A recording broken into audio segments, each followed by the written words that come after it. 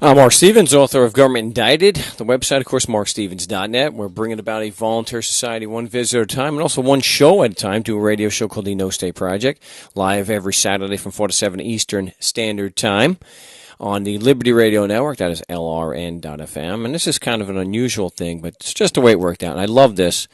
I know it's not the best Photoshop job, but hey, talking about sacred cows here. For I am jurisdiction and thou shalt not challenge. And this video, it's really, very similar to this one. 3 more traffic tickets kicked out, although only 2 are recent. One is one I found while cleaning up an email account, and I should have posted it last year, but I didn't. So there are 2 new ones and one that should have been posted.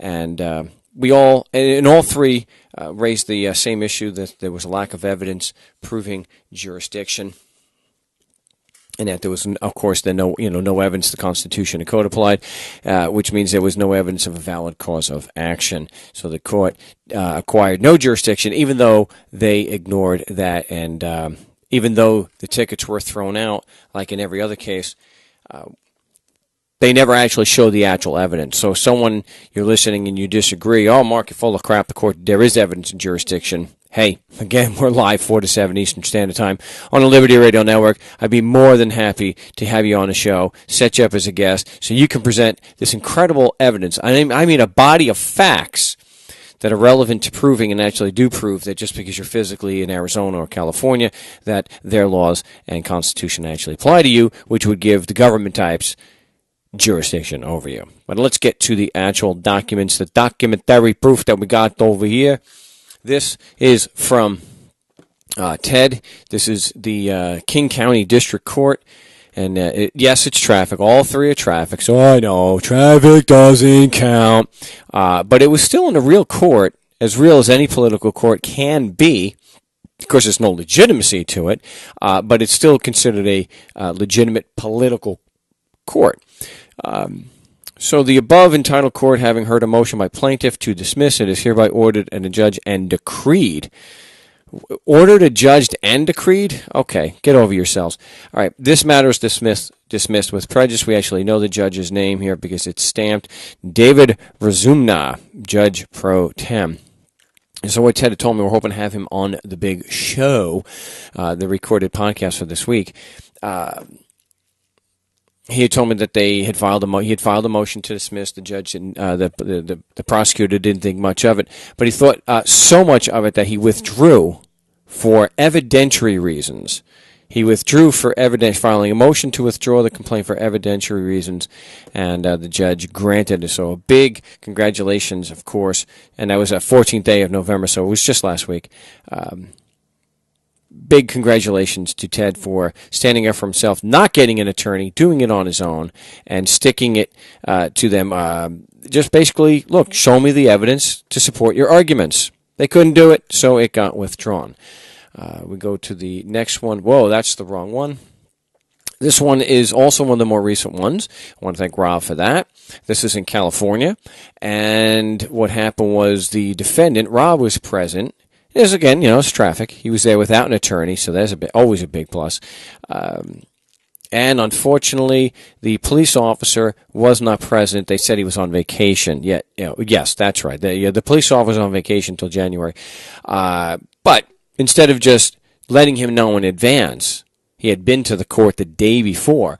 Instead of letting him know, oh yeah, the cop is on vacation, which I'm calling foul on. I don't believe that for a second. Convenient excuse. That's the way I look at it. But if we look down here, case dismissed, they said in the interest of justice. Yeah, there was no evidence proving that the court had any jurisdiction to begin with. So, yeah, but big congratulations to Rob for not only going through this on his own without an attorney, but sending me the documentary proof. So big congratulations there, Rob. Thank you very much. And then a belated one. I know. Wow. I know it's difficult to read that. It's the Traffic Infractions Bureau or Traffic Violations Bureau. It's in Tennessee. It's a couple of traffic citations here, and it was DIS. It was dismissed. The amount due, of course, it is all dismissed. Again, it's traffic in Tennessee. Big congratulations to Garrett, and appreciate him and everyone else sending me copies of that. If you disagree with what I have presented here, again, you are more than welcome. If you think that there really is evidence that when we challenge the sacred cow of jurisdiction, man, if you think that there's actually evidence proving these laws apply to anybody just because they're physically in Canada or England or Australia, wherever it is, please, you are more than welcome to call, or we'll set you up as a guest, or We'll pre-record, which I've had. This is the time of year where I'm out of town a lot and may have to pre-record. But we will do what we need to do to get you recorded or on a live broadcast so you can present your facts, proving that these written instruments, nobody ever bothered to sign. Not that that matters, but they actually apply to somebody. The idea that a 200-year-old written instrument nobody bothered to sign actually gives people today a moral right to steal, lie, kill, and cheat. That's quite an imagination people have there. But again, congratulations to everybody. If you think that you've got the evidence that these bureaucrats have never been able to present, and if you disagree, just look at the call to shame, for heaven's sakes. There's plenty of evidence there of bureaucrats who can't provide a single fact that their laws apply to anybody. Please join us here at the No State Project. Contact me at markstevens.net. It's markstevens@mail.com. It's on Skype. It is Frank Rizzo 3. Very accessible. Just please present us your evidence. We'd love to hear it. Again, my name is Marc Stevens. The website is markstevens.net.